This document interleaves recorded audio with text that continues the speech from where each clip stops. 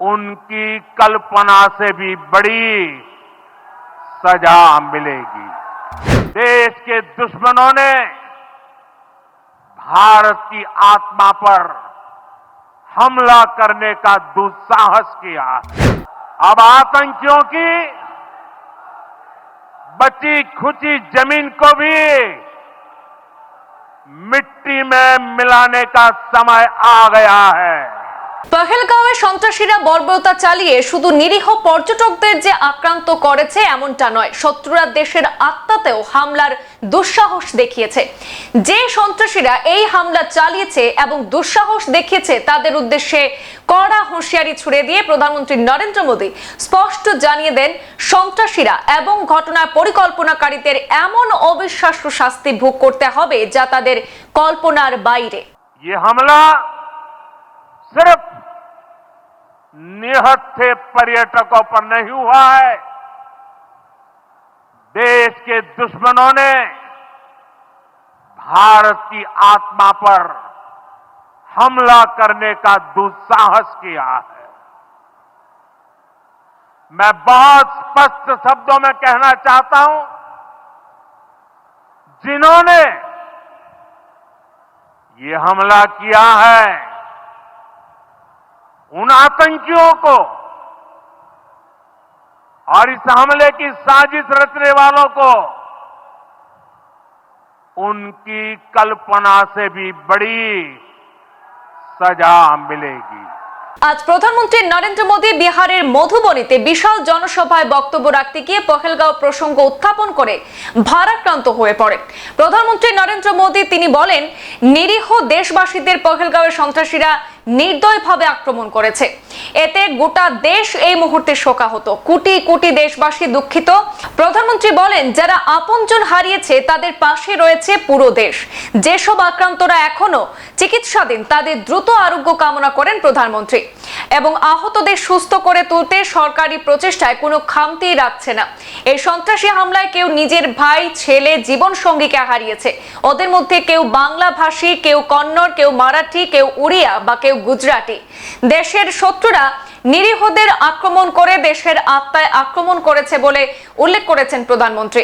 জড়িতদের এমন কঠোর শাস্তি দেওয়া হবে যা তারা কল্পনাও করতে পারবে না বলে হুঙ্কার ছুড়ে দেন প্রধানমন্ত্রী নরেন্দ্র মোদী। তিনি বলেন, জঙ্গিদের আস্তানা ও মাটিতে মিশিয়ে দেওয়ার সময় হয়ে গেছে।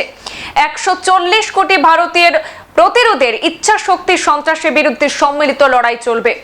ভারতীয়রা মানবতায় বিশ্বাসী, তবে সন্ত্রাসের বিরুদ্ধে লড়াই থামবে না। যতক্ষণ একজনও সন্ত্রাসী জীবিত থাকবে ততক্ষণ লড়াই চলবে বলে মন্তব্য করে বিহারের জনসভাকে আশ্বস্ত করেছেন প্রধানমন্ত্রী নরেন্দ্র মোদী। 22 अप्रैल को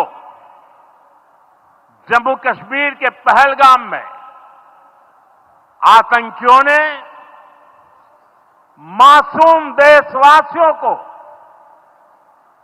जिस बेरहमी से मारा है उससे पूरा देश व्यथित है।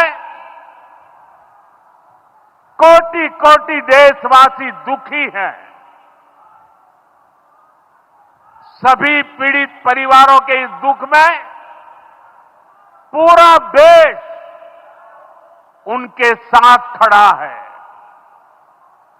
जिन परिवारजनों का अभी इलाज चल रहा है वे जल्द स्वस्थ हो, इसके लिए भी सरकार हर प्रयास कर रही है। साथियों, इस आतंकी हमले में किसी ने अपना बेटा खोया, किसी ने अपना भाई खोया, किसी ने अपना जीवन साथी खोया है। उनमें से कोई बांग्ला बोलता था, कोई कन्नड़ा बोलता था, कोई मराठी था, कोई ओडिया था, कोई गुजराती था, कोई यहां बिहार का लाल था। आज उन सभी की मृत्यु पर करगिल से कन्याकुमारी तक हमारा दुख एक जैसा है, हमारा आक्रोश एक जैसा है। ये हमला सिर्फ निहत्थे पर्यटकों पर नहीं हुआ है, देश के दुश्मनों ने भारत की आत्मा पर हमला करने का दुस्साहस किया है। मैं बहुत स्पष्ट शब्दों में कहना चाहता हूं, जिन्होंने ये हमला किया है, उन आतंकियों को और इस हमले की साजिश रचने वालों को उनकी कल्पना से भी बड़ी सजा मिलेगी, सजा मिलकर के रहेगी।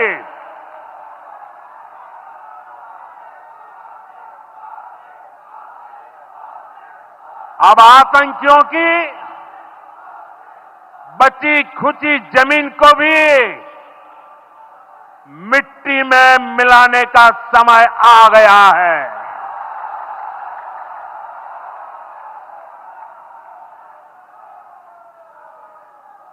एक सौ चालीस करोड़ भारतीयों की इच्छा शक्ति अब आतंकी आकाओं की कमर तोड़ कर रहेगी। Today from the soil of Bihar,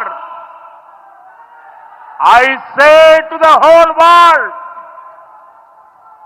India will identify, track and punish every terrorist and their backers. We will pursue them to the ends of the earth. India's spirit will never be broken by terrorism. Terrorism will not go unpunished. Every effort will be made to ensure that justice is done. The entire nation is firm in this resolve. Everyone who believes in humanity is with us. I thank the people of various countries and their leaders who have stood with us. সংবাদ এই পর্যন্ত, ফিরছি পরবর্তী অন্যান্য update নিয়ে, সাথে থাকুন। ধন্যবাদ।